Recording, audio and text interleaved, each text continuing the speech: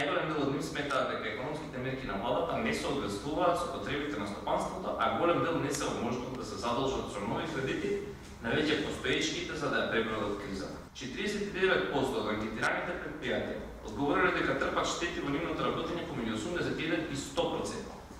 13% имале штета од 61 до 80%. 13% се со штета од 41 до 60%.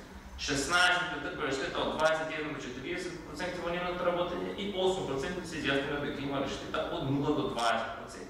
Само 1% се изјасниле дека немаат штета во нивното работење.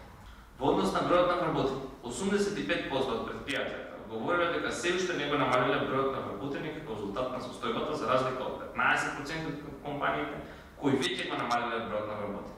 Но доколку нема соодветни мерки, економски мерки од владата и како резултат на состојбите, 46% од компаниите се изјасниле дека планираат да го намалат бројот на вработени ако немаат ликвидност и средства да ги исплатат платите и трошоците. Најголем дел од предпријатијата, односно 86%, сметаат дека економските мерки кои ги донесе владата не се во согласно со потребите на стопанството и нема да исполнат целта да се преброди состојбата.